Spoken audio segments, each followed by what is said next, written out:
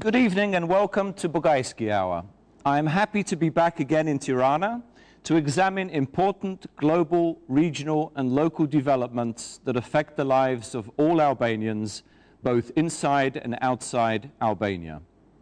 I will be asking tough questions with an important political personality, and our guest today on the Bugajski hot seat is Albin Kurti, the voice of protest in Kosovo. But first, I'll give you my overview of America's perspective on the world. What is Washington thinking?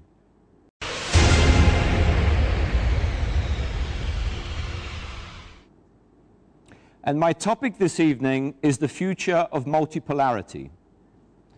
With Vladimir Putin's return to the Russian presidency, Moscow is promoting the idea that America is in serious decline and the era of multipolarity has already begun.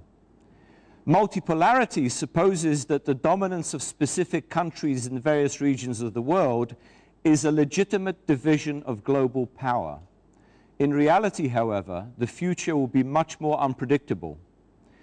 There are at least three problems with the idea of polarity.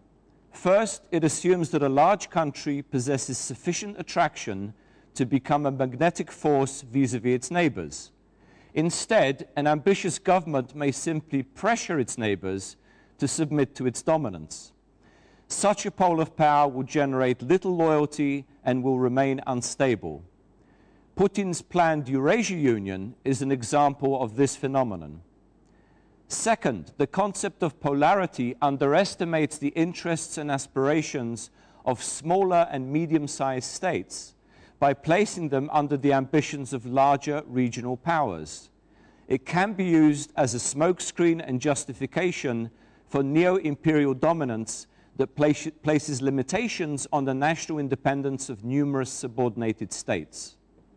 And third, non-polarity does not automatically mean international chaos, as multipolar theorists claim.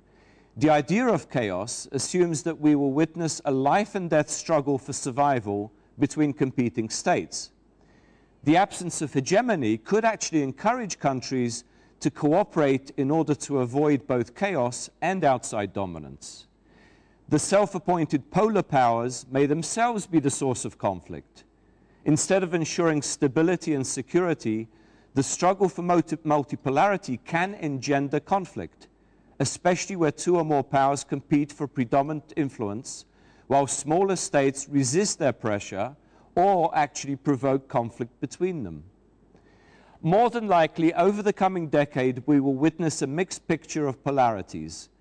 The United States will remain the single strongest power, but not capable of acting unilaterally everywhere or deploying globally. Meanwhile, several polar aspirants will compete for regional influence with varying degrees of success in attracting neighbors into their orbit. America's reach is clearly declining.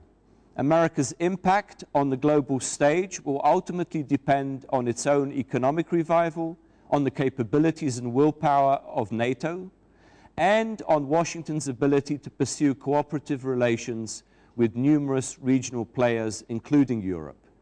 If successful, the US can play a constructive global role and limit the negative effects of multipolarity.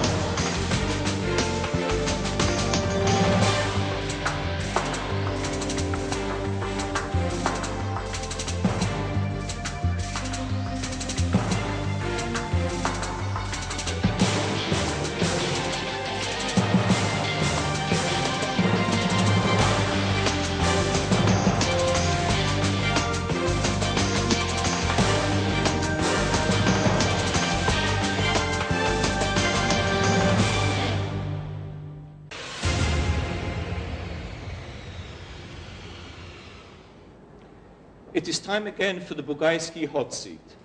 And our guest today, our special guest, is Albin Kurti, key leader of the political opposition in Kosovo, who's not only a critic of the government, but also is a critic of the international role over the state of Kosovo.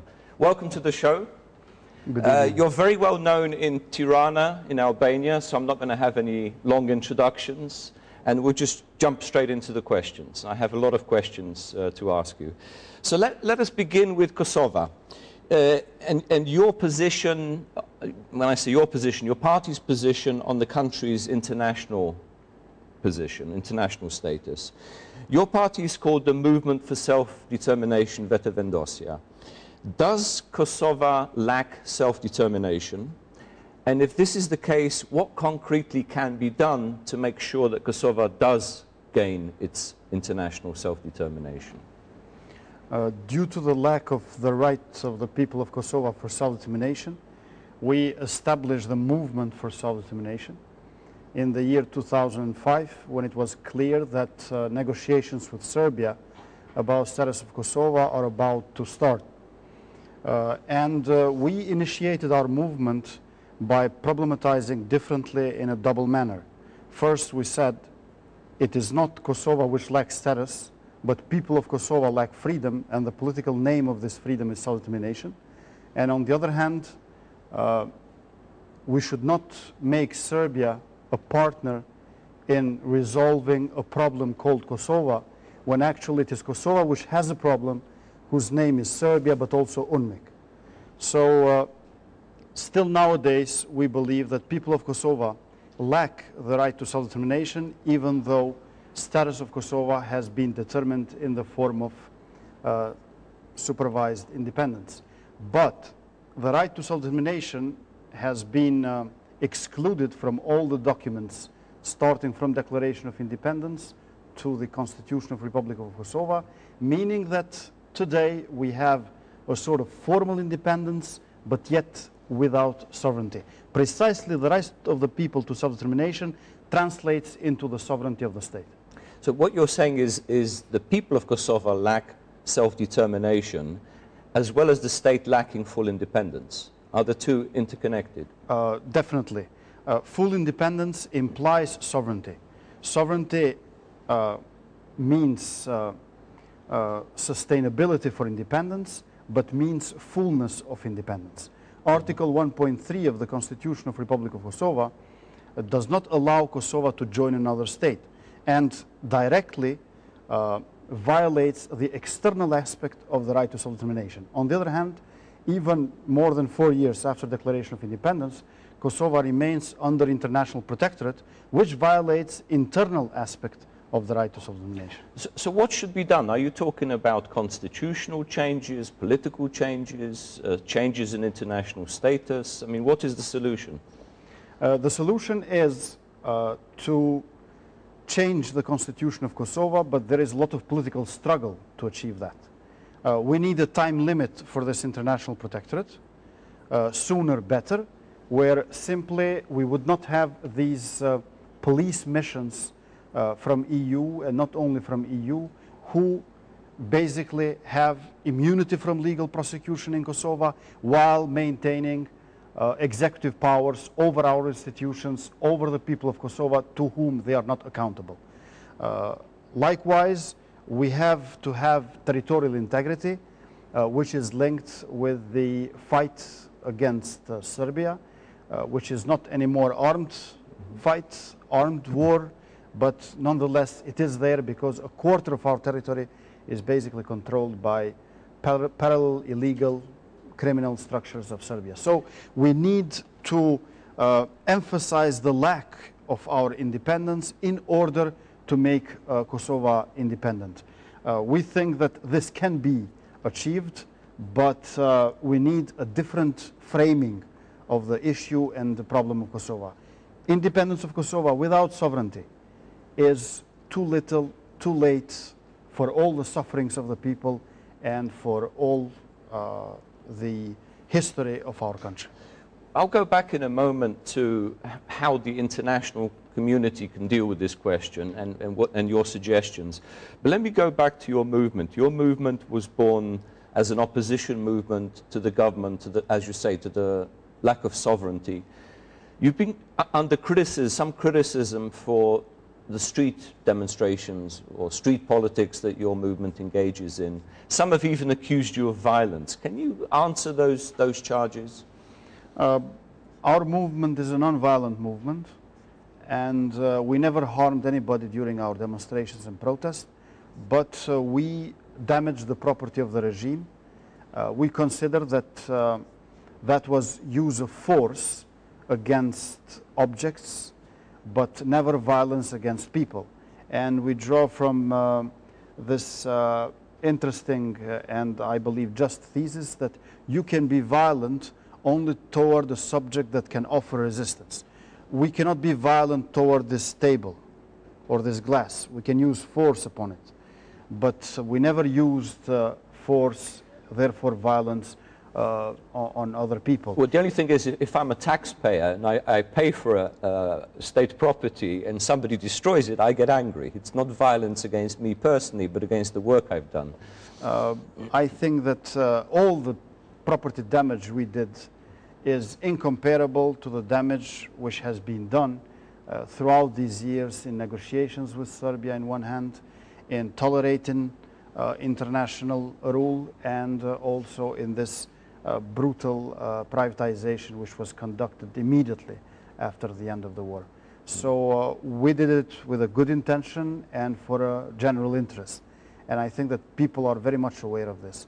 And very often we wrote our slogans in private walls where people were inviting us to simply write down self-determination, no negotiations in their walls. I've read an analysis somewhere of VETÖVENDOSJE graffiti, how you create graffiti, political graffiti, which is a hallmark, a trademark of your movement. I remember for many years now, even before you entered Parliament, I've seen your different displays of graffiti all over Pristina. Well, I think that we used art as a vehicle for social and political change, and in this way we changed the character of resistance. We made it more creative. But one could say that actually we also changed art because we brought resistance of people at the heart of art. Definitely it's necessary for the resistance to be creative. Power doesn't have to think much. Power executes, while it's up to resistance to think and be creative. Well, let me ask you specifically, because you have some very, very strong, very specific views about the current government in Pristina and Kosovo, and you criticize it for on numerous questions. Can you sort of specify what are the main problems, other than the self-determination question? What are the main problems with the current government in Pristina as you see them? I think the model of governing and economic model are very problematic. I think that in these models, even if you bring at the input angels, you get devils at the output. I don't think that these people are immoral or bad in themselves. They are not evil or mean in themselves. They are simply people who entered these processes, and now they got very rich, but our country is getting poorer, and in a way our territory is damaged, our budget is damaged, and our international reputation is damaged. Now, recently, we got a footnote on the name of Kosovo, where the word republic has been removed, and in this footnote is basically contested the statehood of Kosovo. It's a step backward in comparison to the advisory opinion of the ICJ. Economic model was wrong because privatization was introduced as if it's a mathematical truth, where simply economic development and well-being will naturally be the consequence.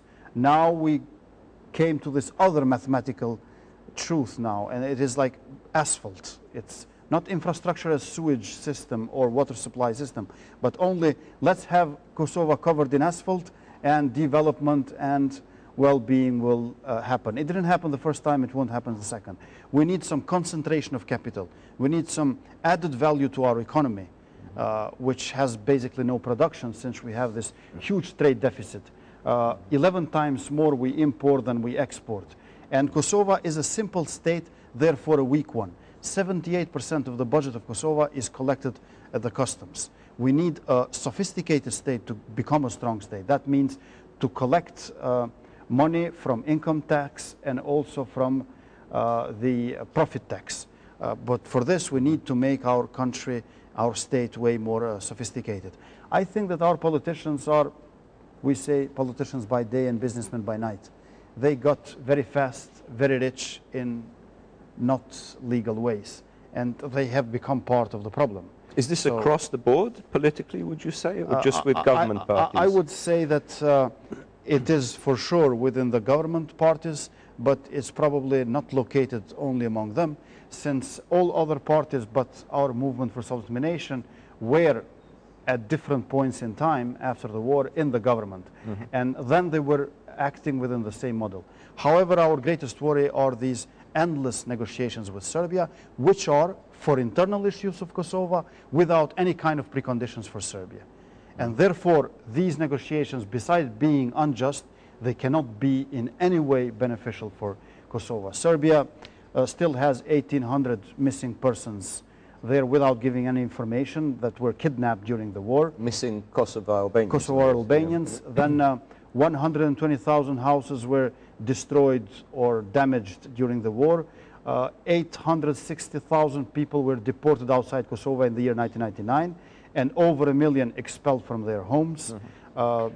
In Constitution of Serbia is written that Kosovo is part of Serbia. Mm-hmm. Albanians in Valley of Preševa are discriminated and oppressed. Bank deposits of Kosovars, pensionist fund, cultural artifacts, cadaster books, civil registry, all these have been stolen, and Serbia is not returning them to us. And whenever Kosovar side did concessions to Serbia, Serbia did not say that, oh, these generous Albanians made another compromise with me, I made a great mistake in my previous behavior to them, mm-hmm. so I apologize now. No, they say, you see, our stubbornness works. So I think that behaving good with Serbia is making Serbia worse. And now EU probably became aware of this now with the election of Nikolic. I've got a number of questions as far as Nikolic and Serbia and the partition question and so forth. But let's go back specifically to the government in Pristina. Has it done enough in, as you said, it obviously hasn't, in handling corruption? What about organized crime? What about all the other, let's say, problems that the population of Kosovo faces, infrastructure, lack of services, and so on? How would you assess the government record? I must say that in the first year, 1999, international missions in Kosovo had some sense. Peace building, peacekeeping, emergency phase, humanitarian aid, return of refugees. Mm-hmm. But when we were about to pass the development phase, I think that generally they failed. And I see no progress in this respect. Not democracy and development, but stability and privatization was the formula of international community. And our government was below it in a very servile and obedient manner, because international officials tolerated the corruption of our politicians, who paid back to them with submissiveness and with obedient policies all of the time. Stability was ensured there. Eventually, small fishes were taken for corruption, but never big sharks. I think that 3 laws are crucial in Kosovo which are missing. Anti-mafia law, law for protection of the witnesses, mm-hmm. and also the law for confiscation of the illegally obtained wealth or property. Mm-hmm. At the top of this, I believe that once you have fast and cheap privatization as a priority, you cannot really fight corruption. Because corruption is being used as a valid argument for fast privatization. They say there is corruption in PTK, therefore we have to sell it. There is corruption in airport, we have to sell it. So we must have an economic plan based on production and where people would get employed. We have both unemployment and poverty in Kosovo, but I think we should go after unemployment. So what are the strengths, would you say, of the Kosovo economy that haven't yet been realized, haven't been exploited? It's agriculture. We import garlic from China and onion from Egypt and chickens from Brazil. Of course, we cannot produce TV sets and mobile phones and airplanes, but at least agriculture could be developed. But our farmers have no chance in working their land because we have this flat VAT, 16%, which is the same for all the products. And gas costs the same for the jeeps of the ministers and tractors of the farmers. 1/3 of the budget of EU goes to agriculture. In Kosovo, only 1% of the budget goes for agriculture, and majority of it for the expenses of the ministry itself. So we need to have some incentive from the state so the farmers could cooperate and we could start some agricultural production based on, let's say, also comparative advantage. And at the same time, we should use energy, mines, and minerals because Kosovo is very rich with them. We should revitalize Trepča. We have 14 billion tons of lignite. We must have concerns for environment, but nonetheless, Kosovo should not be importing electricity. We can be a country which exports it.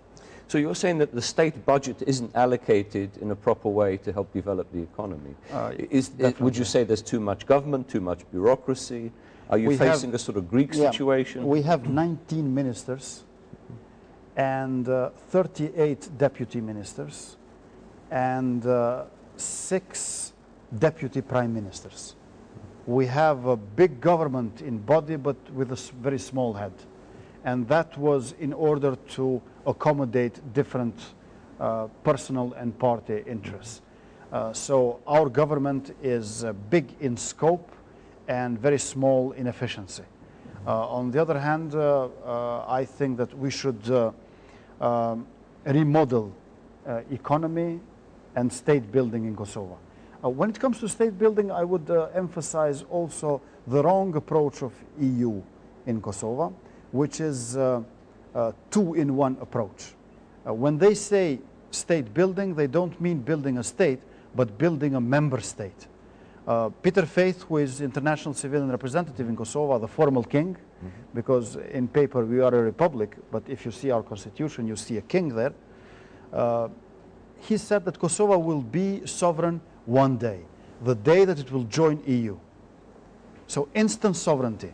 We are going to be sovereign only in the act of delegation of that sovereignty to EU, the day that we will sign it off. We think that Kosovo should be sovereign way more than one day, fulfill the EU criteria and join EU. So lack of sovereignty is also a vision of EU mission to Kosovo. Just as we didn't need UN mission to Kosovo, but Kosovo's mission to UN, likewise we now do not need EU rule of law mission in Kosovo, but sooner the right of Kosovo to join EU. So would you say the EULEX mission has failed, or has it achieved certain limited things over the past few years? And in fact, your prescription for the future of the country, would it mean the revocation of the supervised independence? What would it mean for the Ahtisaari plan? Would there have to be some, presumably, new constitution? How is that going to be decided? So how do you see that international role, the international context of your status? Paradoxically, I think that EULEX did almost nothing in Kosovo and yet did not fail, because they describe themselves as crisis management operation. So they are not there to eliminate the crisis altogether, but to prevent explosion of crisis. As long as there is no war in Kosovo, as long as there is no reoccurrence of the conflict, for them it's a successful day. 3 years ago, some students from University of Constance, Germany came to visit us, and I see in their master program was written conflict management. I asked them, what happened to the word resolution? Used to be such a nice word, conflict resolution. Now it's conflict management.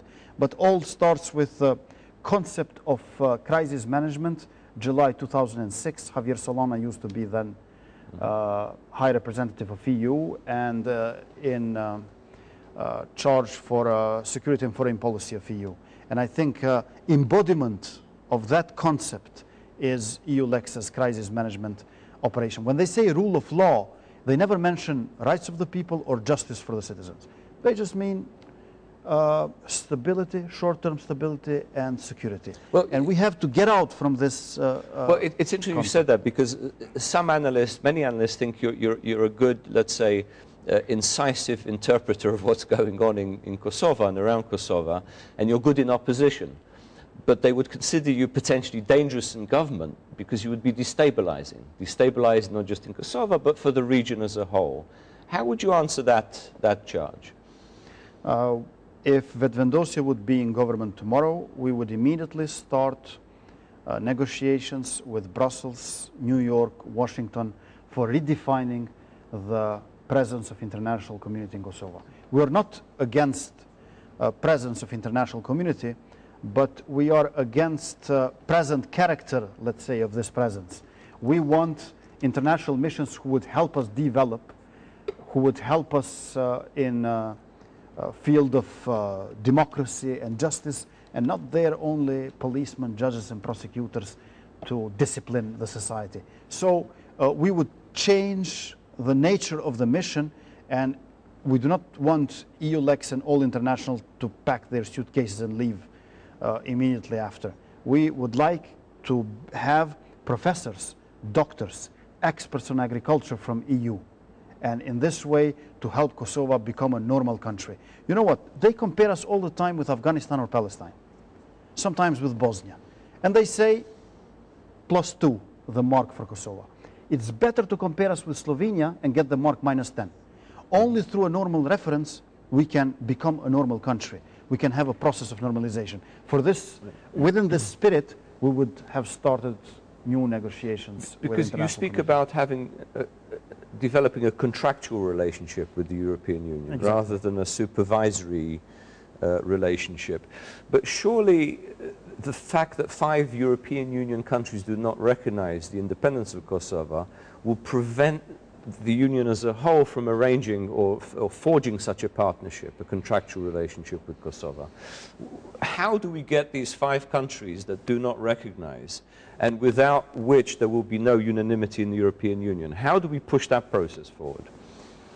It will not be easy, because there are countries like Cyprus which said that even if Serbia recognizes Kosovo, I will not. However, I believe that we should not limit ourselves only with this multilateral frame, because in all multilateral organizations, Kosovo doesn't get a good deal, since they operate with consensus and they rely on their lowest common denominator.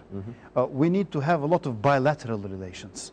So that's what we would have started once in government with, I don't know, Denmark, Belgium, Sweden, Germany, France, all different countries of EU, a lot of bilateral agreements, a lot of bilateral cooperation in the field of education and economy. For this reason, it is definitely urgent in Kosovo to link education with economy, to link universities with production, and for all this, our diaspora would be a great bridge. You know, if our diaspora would not send 3 months money to Kosovo, we would collapse as society. They enabled liberation war more than a decade ago, and today they are the condition for social peace. Yesterday we wouldn't have war without them. Today we wouldn't have peace without them. The best students, greatest patriots, I must say, greatest workers, money are outside of the country. So maybe we are outside, they are inside. So not only the muscles, but also the heart and the brain of Kosovar people are outside. Every 3rd Kosovar Albanian lives in diaspora, mainly in Switzerland and Germany. So linking with EU countries, I think diaspora, both politically and economically, has not been used and should be a great asset. We will break briefly for some adverts. We'll be back in a couple of minutes.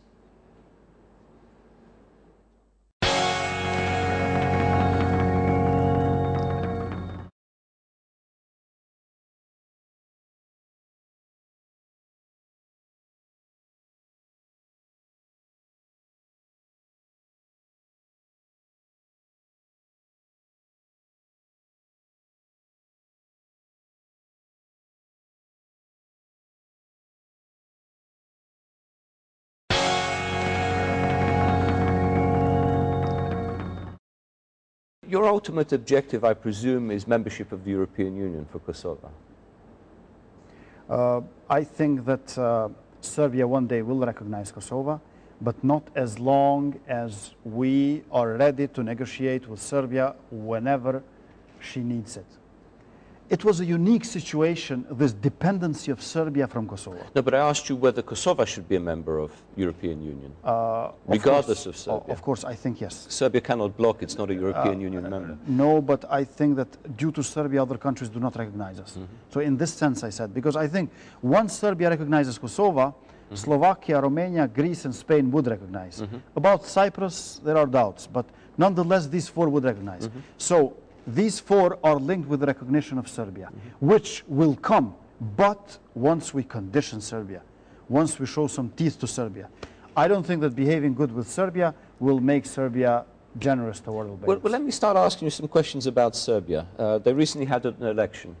Nikolic is the new president. They're in the process of forming a new government. We're not exactly sure how it would look. Do you think this will change in any way policy of Belgrade towards Pristina, change the relationship in any way? When I say change, would it get better or could it get worse? We are in a process where relations between Kosovo and Serbia will get worse. Because Serbia has no regret, no penitence for the crimes of the past, and wants to create a small Republika Srpska inside Kosovo, similar to the one that it has in Bosnia. I think that Serbia is applying this model of small Russia in the Balkans. After disintegration of Soviet Union, we ended up with a big octopus there, where simply Moscow has returned its influence in all former Soviet republics, with the exception of Baltic states.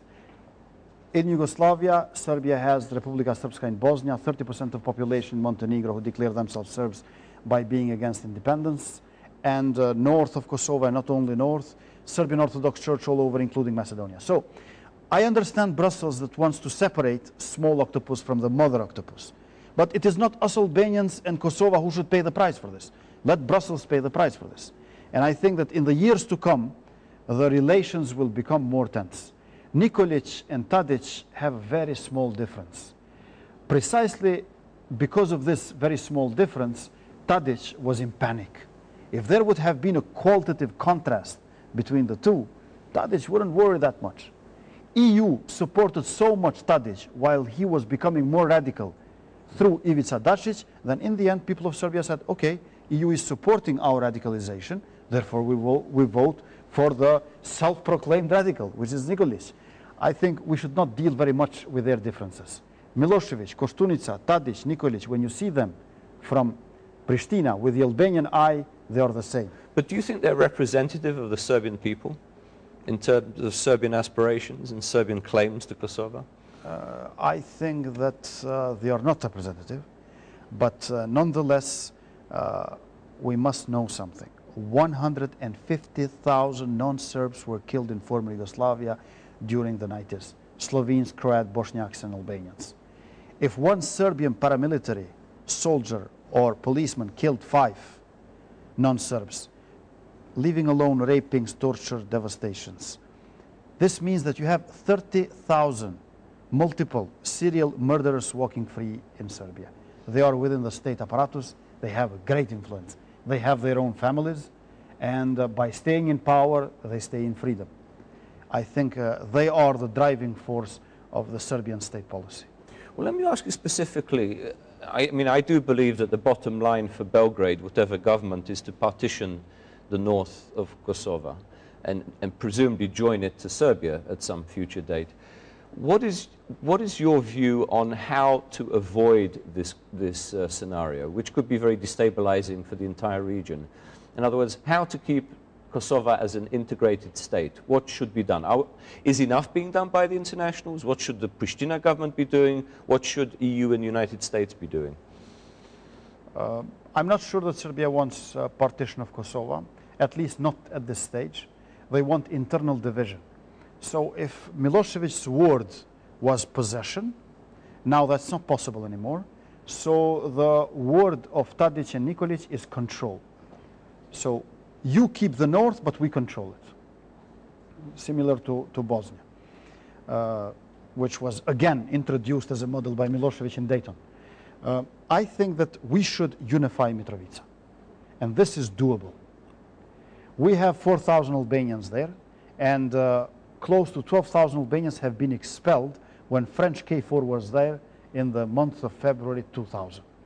We should enable Albanians to return there by having zero unemployment, by having police substations in Albanian neighborhoods, and also by making an analysis of Serbian population, where I think that from the political structural point of view, there are at least 4 types of Serbs. Serbs who have nothing to do with parallel structures, Serbs who benefit from them, but they are not participating directly, Serbs who are part of notorious MUP, Serbian Internal Ministry, and also Serbs who are inside these illegal structures, but not security sector.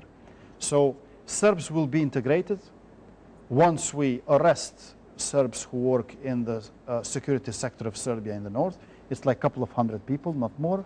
And once we combine institutional integration with social integration, which comes through economic development. But this needs to be presumably done forcefully. Is that what you're saying? Well, a rule of law is force, and towards criminals is also violence. I think that they are already violent, and we should have a strategy how to not allow them entering Kosovo, to block intrusion of Serbia. Who should do the blocking, though? The Kosovo government or NATO? Kosovo government, in cooperation with the countries who recognized us, and first of all, in cooperation with Albania. With Albania? Yes. In terms of the, not the border between northern Kosovo? I think Mitrovica is not only the interest of Kosovo state, but of Albanian nation. So you're saying a direct role of Albania in Kosovo? Of course, I am for a more role of Albania in Kosovo, because I think that Kosovo should have the right to join Albania and should use that right one day. We are one nation. It is in our interest, both economic and security, to be one country, and at the same time, it's the will of the people. If you would have 2 referendums in Kosovo and Albania, vast majority of people would vote for unification. So do you think this international ruling that Kosovo cannot join another state has to be overturned?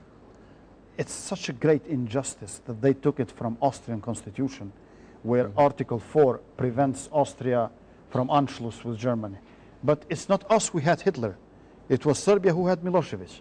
Why now this kind of limitations to the sovereignty of Kosovo, which falls again within this Brezhnev doctrine of limited sovereignty? I think Kosovo should enjoy full sovereignty. It is the will of the people and should be the right of the people. But don't you think, I mean, people accuse you of being, I don't know, pan-Albanian, Albanian nationalist, territorial revisionist, irredentist, and so on and so forth.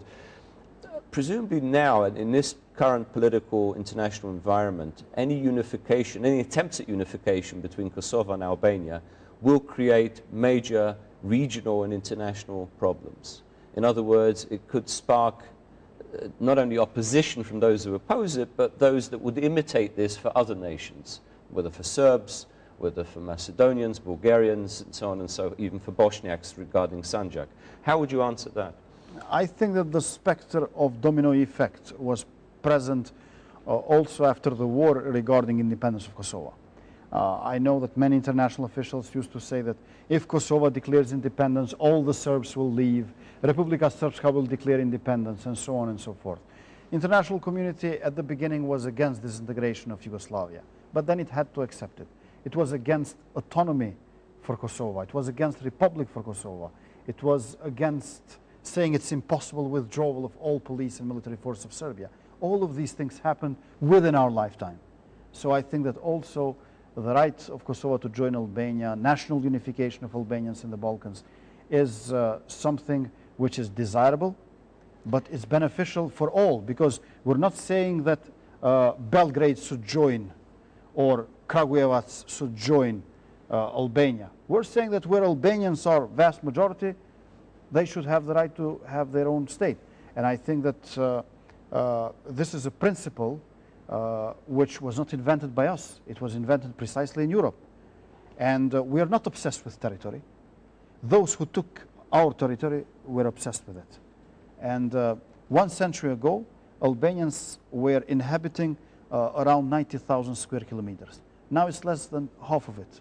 We're not asking to go back to 90,000. We're just saying that we want the constant shrinking, which has not been stopped after the war, finally to be stopped by us getting stronger. As long as Kosovo and Albania are separated, Belgrade will be encouraged and have appetites for the north, and not only for the north, and also Greece will have some hegemonic aspirations for southern Albania when we know that we have Chameria in the northern of Greece where genocide was committed. But are you saying a unification of Kosovo and Albania simply, or are you talking about other territories where there are Albanian populations and municipalities or regions where there are Albanian majorities also having the right to separate from an existing state? In other words, Macedonia, Montenegro. Course, yes. I'm presenting the case of Kosovo joining Albania as a first very important step of national unification. I think that it will start with that, but it will not end with that. And it's not normal to accept that it will end with that. Anyway, but let me go just a bit back to the history. In the year 1913, July, there was this London conference where Sir Edward Grey, at that time Foreign Minister of England, said, we did a great injustice to Albanian people to preserve European peace. And 1 year after, we have the First World War. So much for European peace. For Albanians, the year 1945 is not less traumatic than the year 1913. In second Avnoj conference in Jajce in the year 1943, 29th and 30th of November 1943, Albanian partisans were not invited. Albanian communists were not invited. Macedonia was created as a republic. 1 month later, we have Bujan conference, and there, including Serbs of Kosovo, they agreed for joining of Kosovo with Albania. But then we had this Prizren assembly, which negated the resolution of Bujan. And that was a great injustice to Albanian people, where simply, not just Albanians were not allowed to join Albania, but they were not even allowed to have their republic or their autonomous territory within socialist Titoist Yugoslavia. Majority of Albanians were left to Serbia because Serbia is the strongest. Averagely were left to Macedonia because Macedonia is an average republic. And smallest number of Albanians were left to Montenegro because Montenegro was the weakest republic. So would have called it crisis management. I think that Albanians suffered a lot, and all these solutions where Albanians are separated never produced long-term stability and peace. Short-term stability today in the Balkans is being held at the expense of Albanian rights. So you're saying the only way to achieve national stability or state stability is through ethnic homogeneity, that only ethno-national states are stable? I would say national rather than ethnic, because ethnic is a kind of almost natural, cultural, biological term. I like more nation as a socio-historic formation, modern one, very modern one, which proved to be powerful and sustainable. And then as equal nations, equal states, in nominal sense, we should be able to join EU. But then what you're saying is the unification, potential unification of Kosovo and Albania would only be the beginning, or let's say part of a process of unifying all the Albanian lands. So would you then advocate or support the breakup of a state such as Macedonia, such as Montenegro, even Serbia itself in the Preševo Valley? We had this motion for reciprocity with Serbia. In general, there are more Albanians in Serbia than Serbs in Kosovo. Only in Valley of Preševo, in these 3 municipalities, there are 90,000 Albanians. However, I think that it is up to Albanians there to get politically organized and to speak their will. It is up to them to say the word, what they want. But Kosovo and Albania, as 2 states, have an obligation to help these Albanians who are underrepresented in state and public institutions, who are vastly unemployed and poor and oppressed, And at the same time, what will happen also depends from these countries, Montenegro, Serbia, and Macedonia. If they continue with this oppression toward Albanians, I think that they cannot keep Albanians within these states which are nationalistic. Neither Kosovo nor Albania are nationalistic states. It is precisely Serbia, Macedonia, and Montenegro who have this offensive kind of nationalism. The nationalism among Albanians was always defensive, and it had a very emancipatory aspect in both toward religion and toward feudalism. So I think it's a national value besides being a national tool. But surely your nationalism is becoming, it's turning from defensive to offensive. If you intend to regather the Albanian lands, to bring in parts of Macedonia, parts of Montenegro, parts of Serbia into some sort of greater Albanian state, critics would argue this is an offensive and aggressive nationalism. Let's see the conflict between France and Algeria. Our Albanian nationalism is the Algerian version, not the French version. The problem is that Algeria is not a contiguous state to France. It's not a neighbor. It's over the Mediterranean. But you're dealing with neighbors with also historical pretensions, sensitivities, fears of other minorities, and in certain cases, aspirations to neighboring states. The unjust borders, which make Albania a very safe state due to the Albanian surrounding, turned Albanians into minorities. Albanians are not minorities. The border in Buna, in Liçeni Shkodrës, Shkodra Lake, turns Albanians in Montenegro in minority. You can turn every nation into minority with unjust borders. And I think that this injustice has to be elaborated. Albanian politicians in Pristina and Tirana are not developing a critique and elaboration of the injustice which has been done to Albanians and which is continuing today in the form of oppression.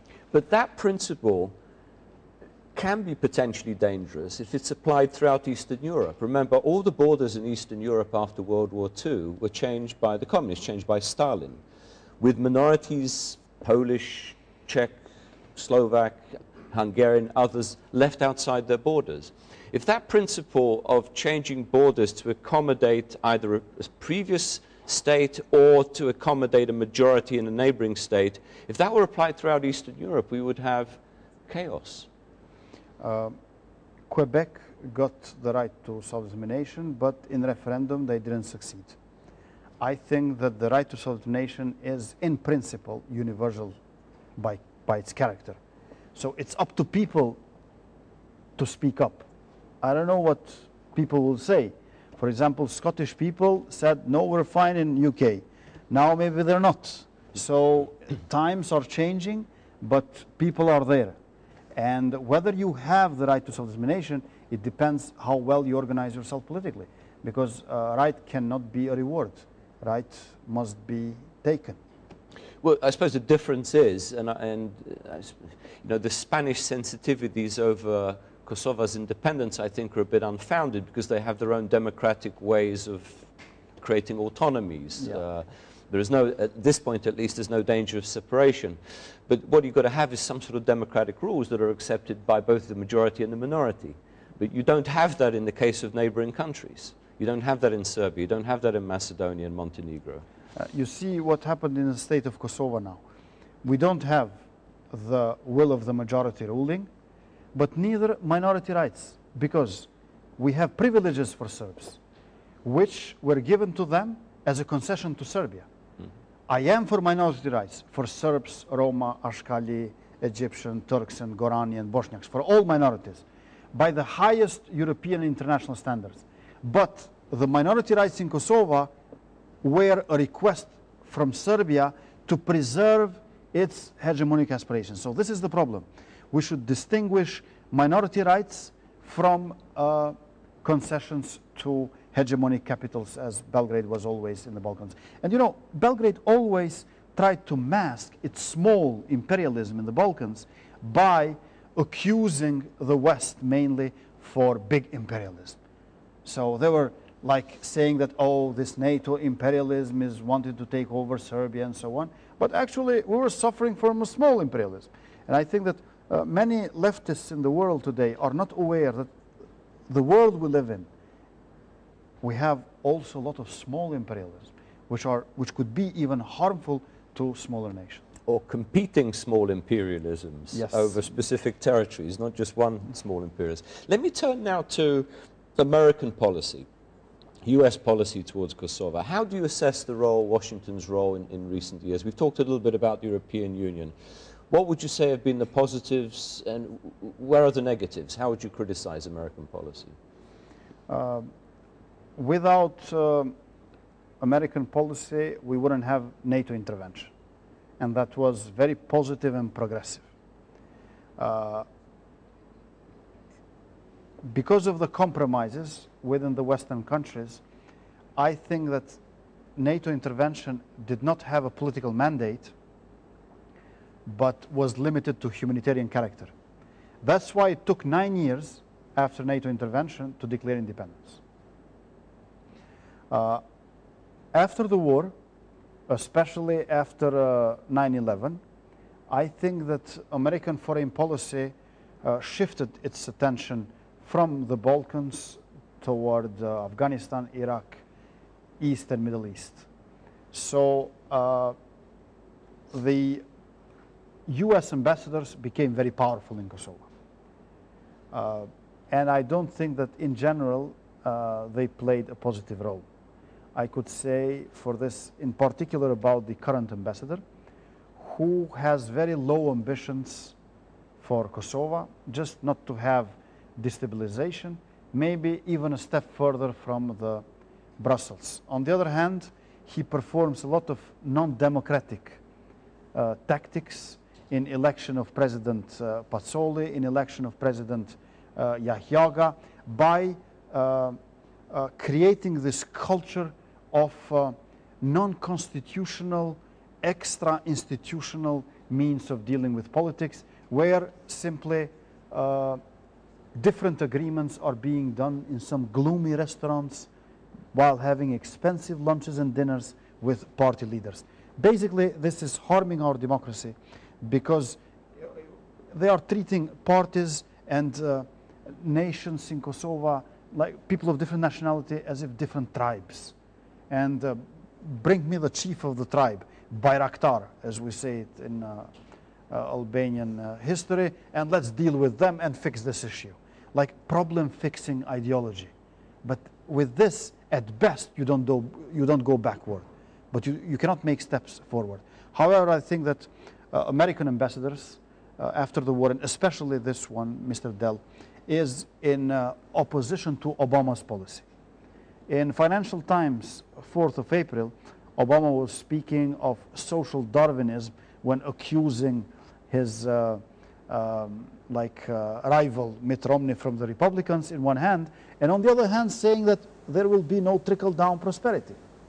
Of course, like creating analogy with trickle-down effect and so on. So I think that Movement for Self-Determination has this developmental state model, which is very close to President Obama's policies, but very far away from what Mr. Dell is doing. Well, would you say, you mentioned earlier that Kosovo is a protectorate in some way. Is it a protectorate of the European Union or of the United States, or both? I think we have a formal king, Peter Faith, and we have informal king, Mr. Dell. So there is a combination of these two aspects. And, but international protectorate in Kosovo is not protecting people from the government. The opposite is protecting the government from the people. And I think by thinking how it can get worse, actually it never gets better. And this is what has been happening throughout these, let's say, 10 to 12 years. We will break briefly for some adverts. We'll be back in a couple of minutes.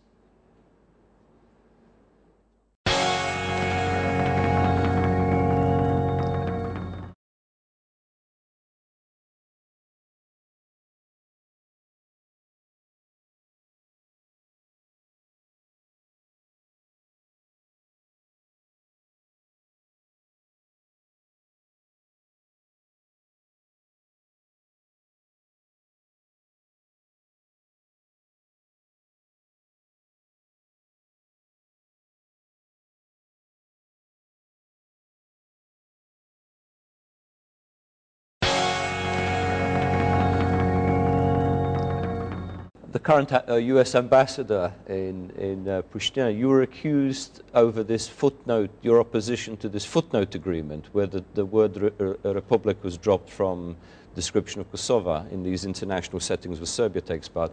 You're accused, I believe, if I remember correctly, of being anti-American and anti-European. How would you respond to those accusations? Whenever there are no arguments against our critique or our stances, then you have this basically personal slander, which continues against our movement. It's totally unfair, and it's just like preserving the policies of our government. We are, by intellectual, political, and philosophical formation, you cannot have any political subject, maybe not only in Kosovo, but in Albanian territories and maybe in the Balkans, who is pro-European and pro-American as VETÖVENDOSJE.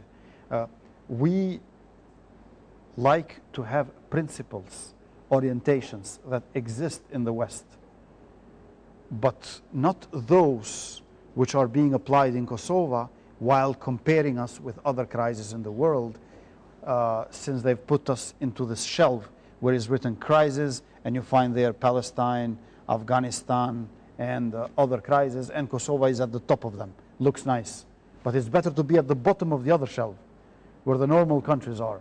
So it's not enough to have improvement in Kosovo.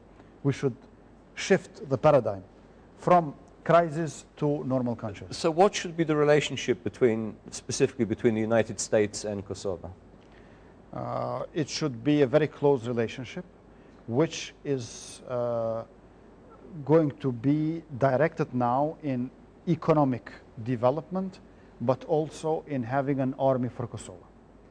Montenegro has an army, Macedonia has an army, Serbia for sure.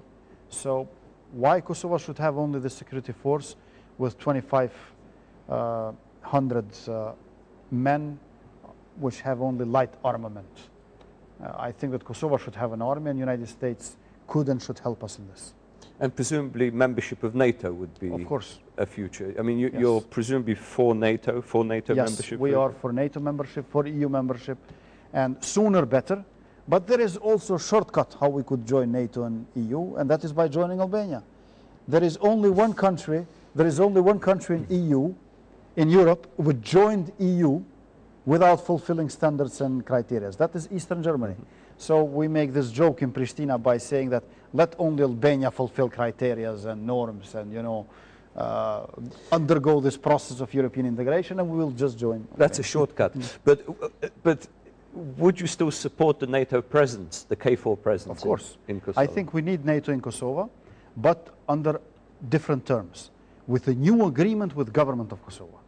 Because at present, NATO, KFOR is in Kosovo, according to Kumanovo Agreement, 9th of June 1999, which was done with criminal army of Serbia, led by Milosevic's generals.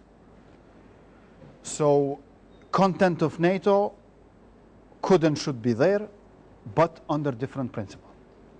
Well, let me turn now to several questions I have about Albania. We're in Tirana, after all. How is Albania perceived from Kosovo? You're a traveler between the two countries quite frequently, even though you want it to be one country, but it's two countries. How does it look from across the border? Which country has made more progress in recent years? I mean, I've been coming to Albania for over 21, 22 years, and the progress is quite amazing if you compare it to where it began in 1990, 91. How do you compare it, looking at it from Pristina? If we compare the situation in Albania with 22 years ago, I agree it's an amazing progress, but nonetheless it's 22 years, so it's not a short time. And many countries did much more for 2 decades, let's say. But however, I think that the progress in Albania is definitely here, while we cannot say this for Kosovo. And we always viewed Albania as a mother country, and also the liberation war in Kosovo would not have been possible without armament which came from Albania, without logistics from Albania, and without some army officers of Albania. Serbia, Milosevic wanted to do to Albanians what they did to Bosniaks.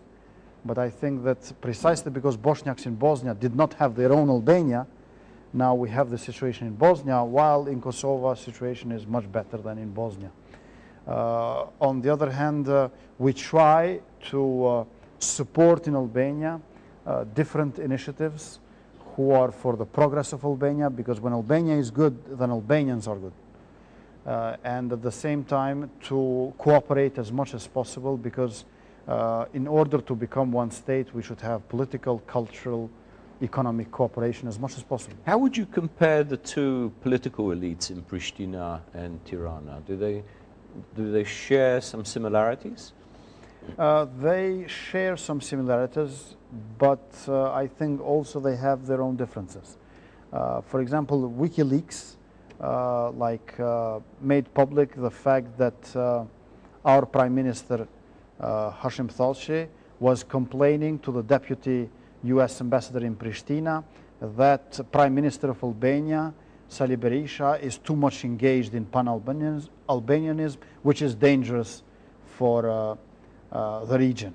So this is preposterous. You know, when somebody complains to an American for Albania engaging in Kosovo, when precisely this should happen, just to preserve his own power in this small swamp, I think this is a very bad symptom for the short-term future in Kosovo. So in this respect, I think political elite in Albania regarding national question and intellectually is more advanced than the government in Kosovo. You know, I'm often asked this question about unification, pan-Albanianism and so on, and one of the questions I have is would the government, the political elite in Pristina, for example, be willing to surrender its power to a government in Tirana and become simply a province of a bigger country? It seems not, and this is one more reason why we should change this political elite and replace this government. I think that people of Kosovo don't mind having Tirana, Prizren, any other capital instead Pristina. But it is this political elite which wants to be, you know, 19 ministers, 38 deputy ministers. So there is this Albanian political elite who wants to be ministers in Tetova and Shkup, in Pristina, in Tirana, and so on. But if they want to be ministers so much, maybe for a period of time, let's have a federation.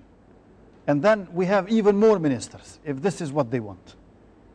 But ministers should be at the service of people. Let's not forget that the word minister comes from the Latin, which means servant.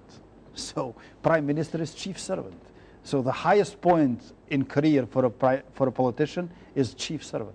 How would you answer, though, when you mention unification, reunification of Albanian lands to politicians in the European Union? They say, once you're in the European Union, these borders won't matter. So why would you want to create a bigger state when you're both going to be absorbed within the European Union, Schengen, and so forth, and these borders will no longer make a difference?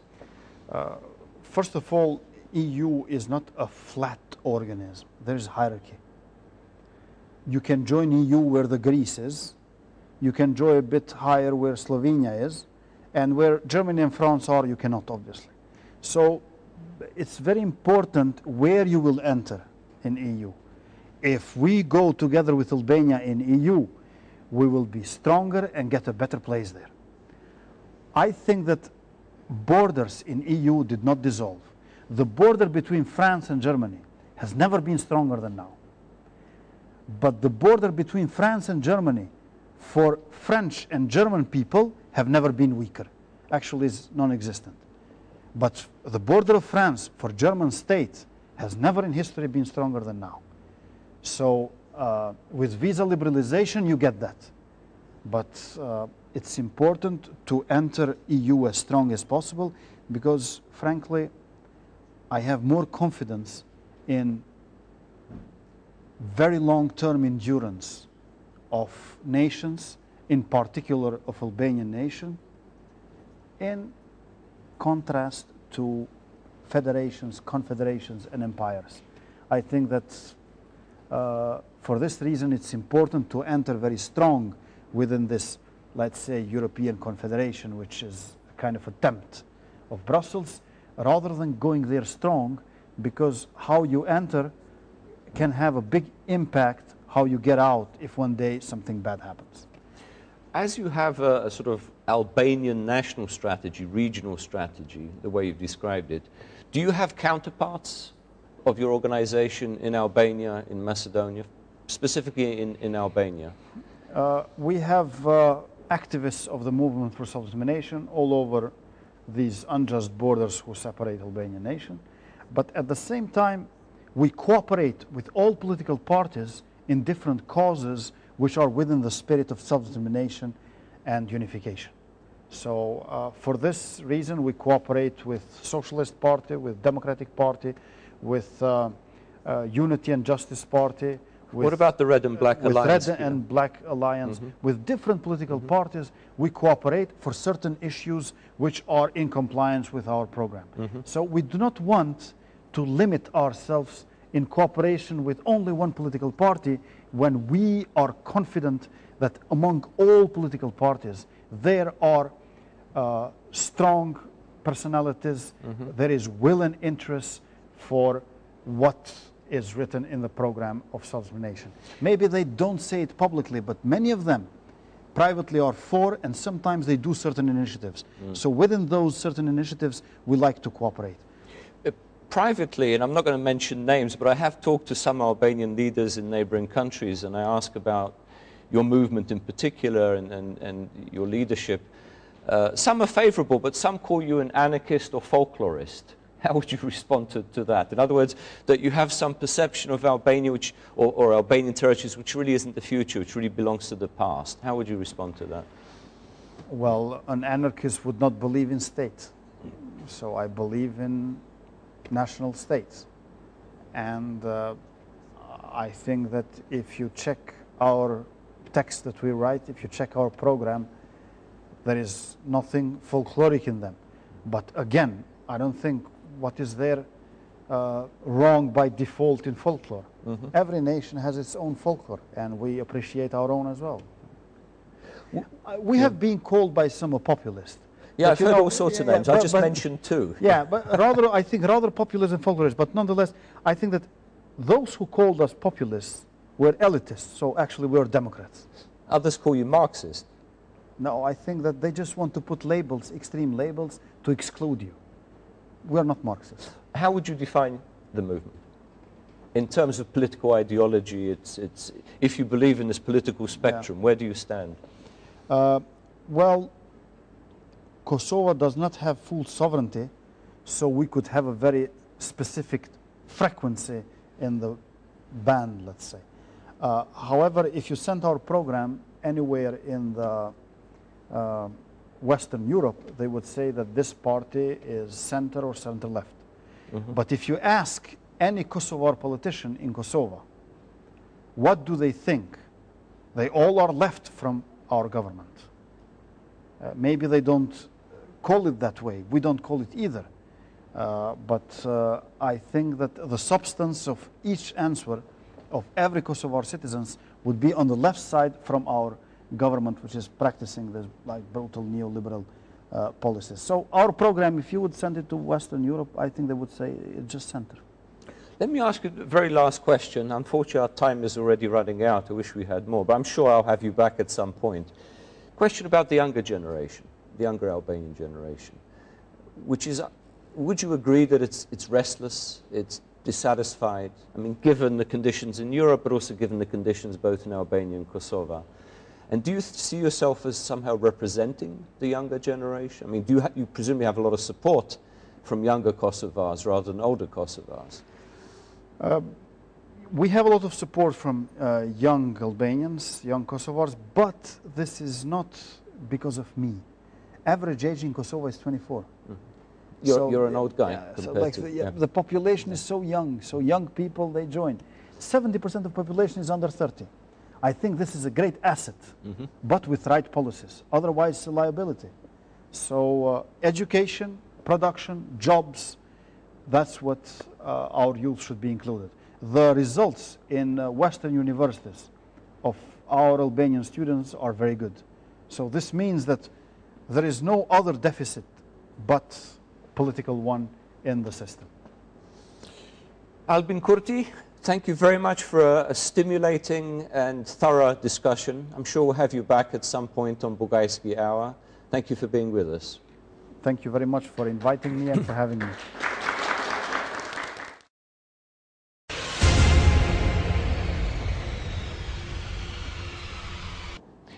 My second commentary on a major regional topic this evening focuses on Europe's political postmodernism. Just a few years ago, the European Union was a boring place. The bloc seemed economically healthy, poorer states were catching up with the richer members, society seemed generally satisfied, and politics was predictable. But once the tranquility was shattered by the financial and sovereign debt crises, the Union has been experiencing a spiral of radicalization. The broad center in many European Union countries is fracturing.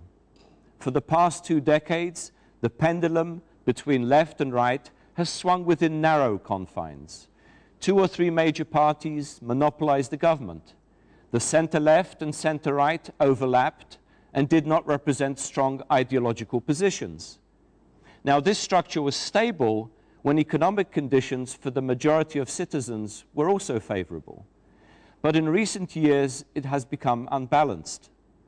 While one election cycle may simply switch support between the major parties, 2 cycles of budget cuts and austerity can bring new players to the forefront.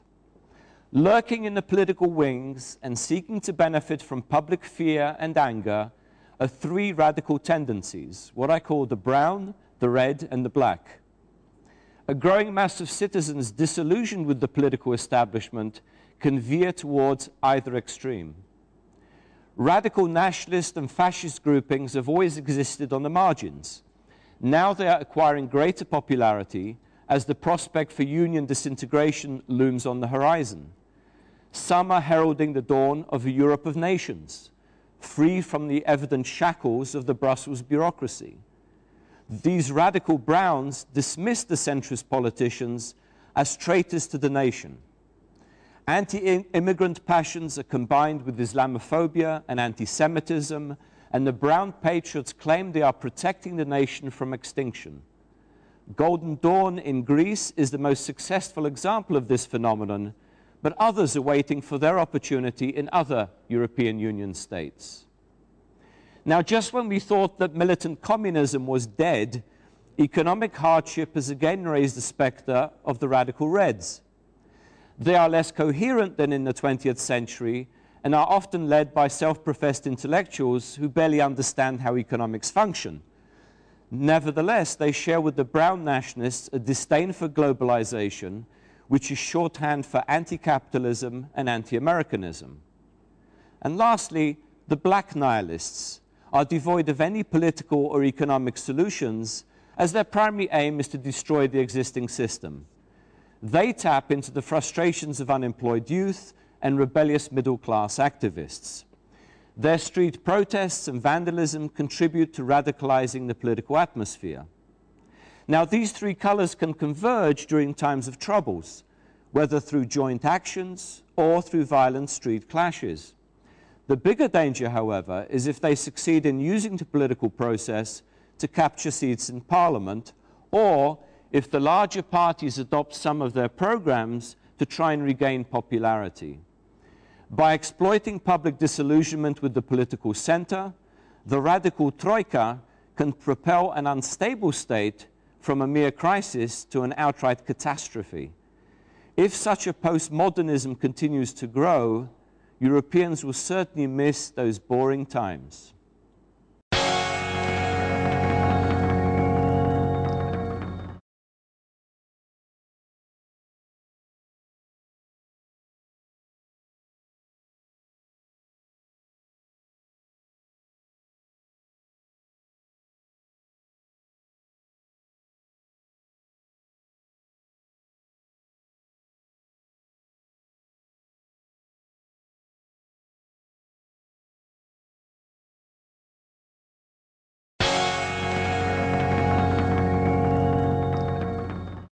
Now it's time for the studio audience and the questions they have for me. And today we have professors and students from the University Henna e Plotbeder. Thank you, welcome, and I look forward to your questions. Hopefully I can answer them. Please, who is first? Thank you, Mr. Bugajski. Ramadan Tripuri, lecturer at Department of Communication Sciences, Bedr University. In fact, I have a question with two parts. Some time ago, the former Serbian President Boris Tadic called for historic reconciliation between Albanians and Serbs. Do you think, firstly, do you think that this was one of the reasons or reason to lose the elections? And secondly, how do you think the election of the nationalist leader Nikolic will affect the relations between Albanians and Serbs? Thank you very much for the question, very timely. If I remember correctly, what Tadic said was not even so much reconciliation between Serbs and Albanians, but reconciliation between Belgrade and Tirana. And what I did notice in this, he was leaving out the whole question of Kosovo. Okay, I think there were several reasons for his comment. One, I think he was trying to show that he was for reconciliation, that his vision was European Union for Serbia, that he was willing to make some compromises, that he was not a nationalist, that he wasn't unreasonable. However, I think there was a second message hidden under that, which was a potential message to Tirana, saying that at some point we're going to have to decide what to do with Kosovo. And our bottom line, if we cannot keep include this new country within Serbia, is some kind of partition. So would this reconciliation in that case mean that a part of Kosovo, the bigger part of Kosovo, goes to Albania, and we keep the north, Mitrovica and the north of the Ibar River? That was, I think, if anything, was the hidden message, I think, in that statement. Your second question, as far as the election of President Nikolic, which came as a surprise to a lot of people, both in Serbia and outside, and I think the reason for that was the low voter turnout. If there had been a higher voter turnout, probably Tadic would have received more votes, although it was very narrow margins. Whether Nikolic is going to make a huge difference, we can't tell at this point. The only thing I would say is that Nikolic, unlike Tadic, does have a record of nationalism. Remember, he served in Milosevic's cabinet. He said made some very strong statements against NATO, against the West, against the United States. Made some very pro-Russian statements as well, even before visiting with Mr. Putin.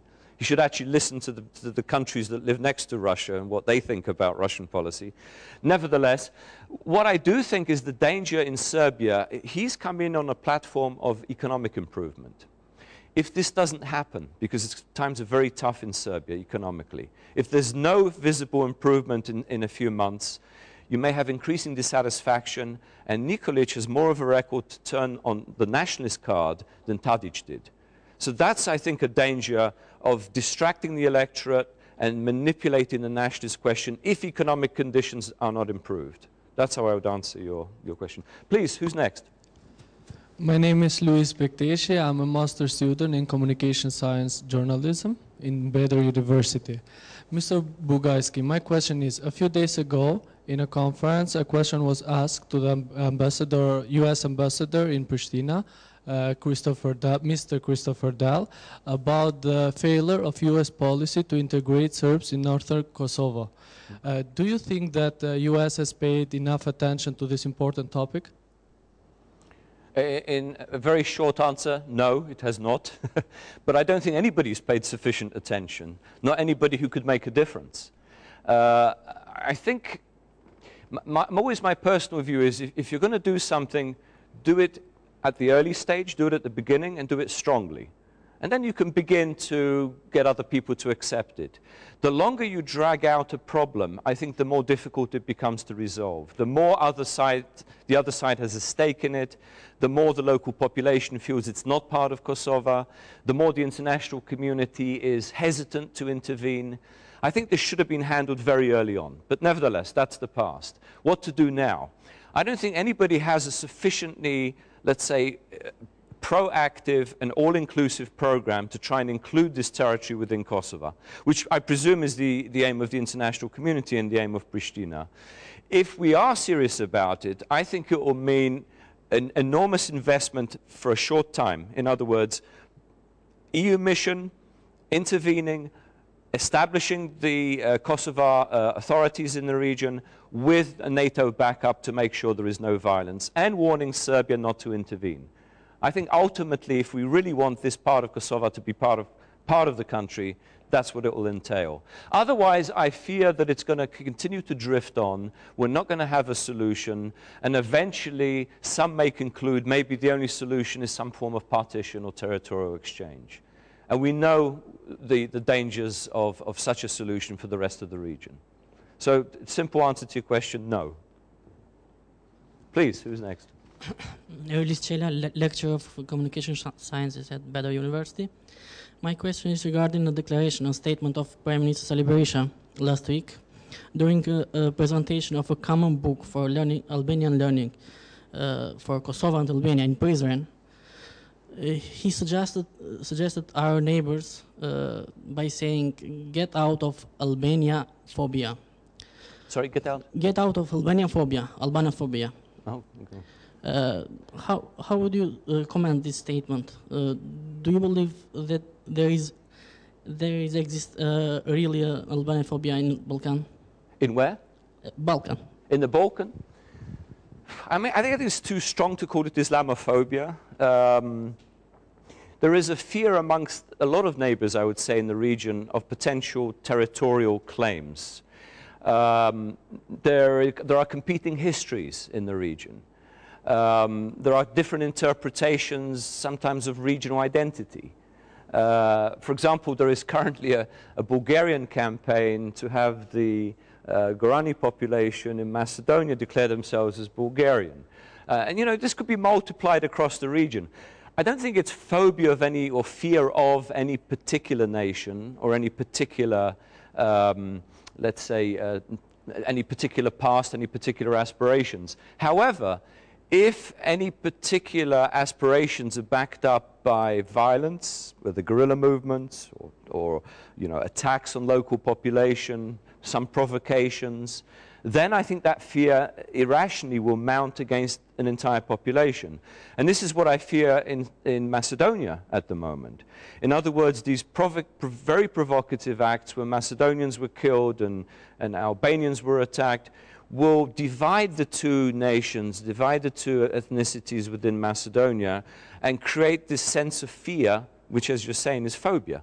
And then you generalize about the population. This is what happened in Bosnia, this is what happened in Croatia, other parts of Yugoslavia. This is the danger. In other words, not that it does exist, but it can be whipped up by certain politicians or by incidents that basically go out of control, that are no longer controlled by security forces, by the government.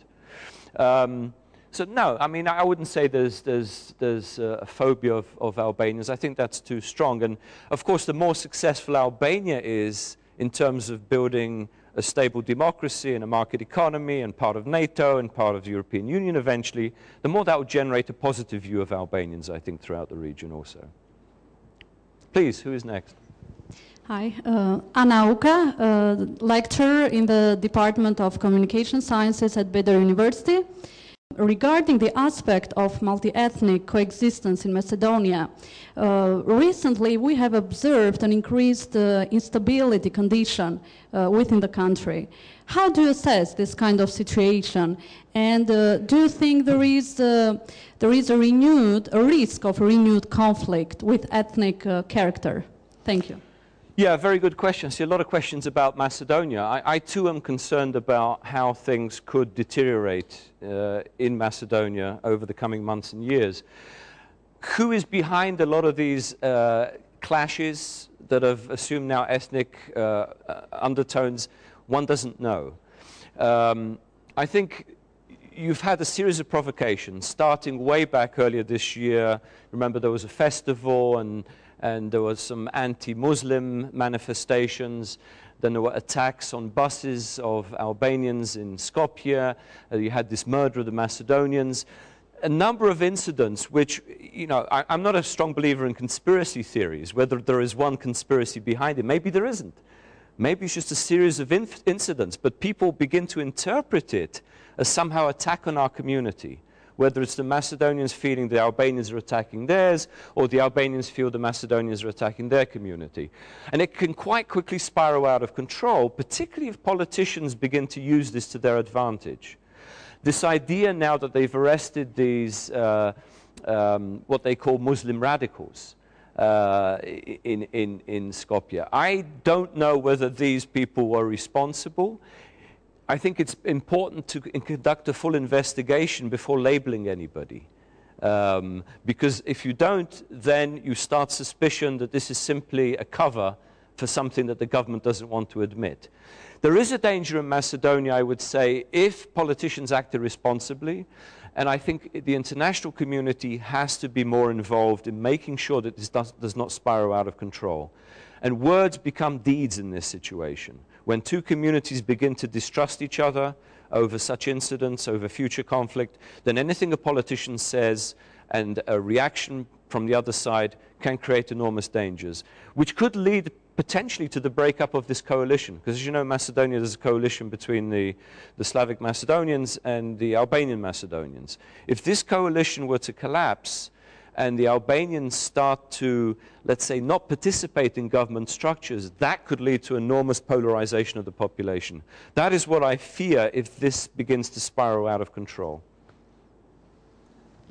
Anybody else, please? I am Ilta Liksenan, and I study communication sciences at VETÖ University. Mr. Bugajski, do you trust the consensual election of the President of Albania? Actually, we are seeing two different attitudes of the international representative.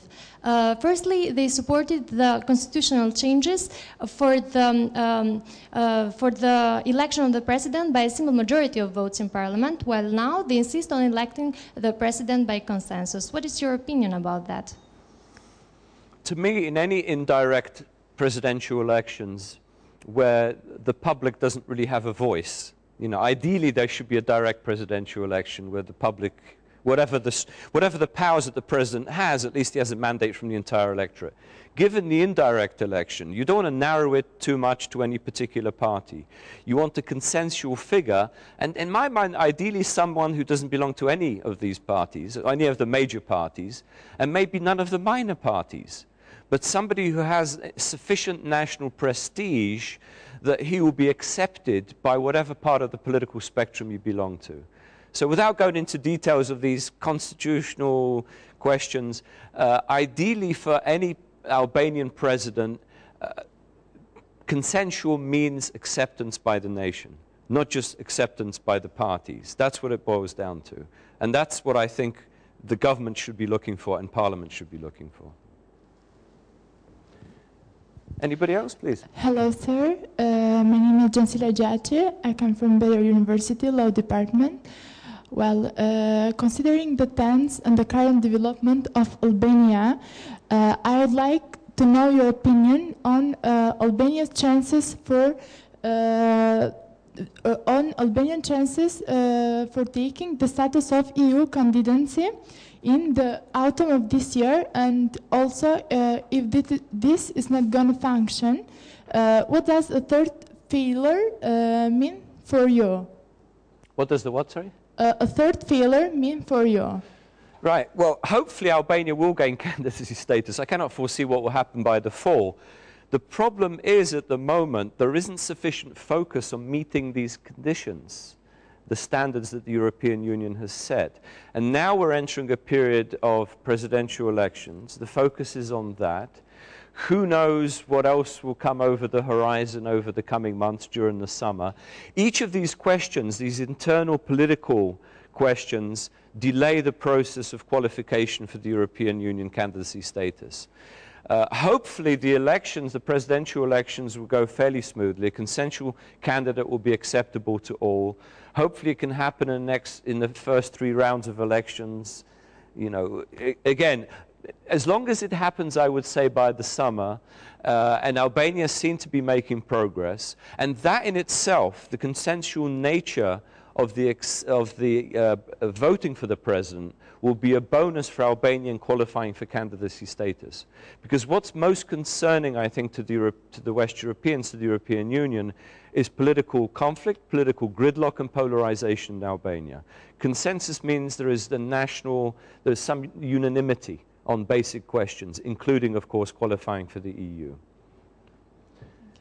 Okay, I think that's it. I think just about almost everybody's asked questions this evening.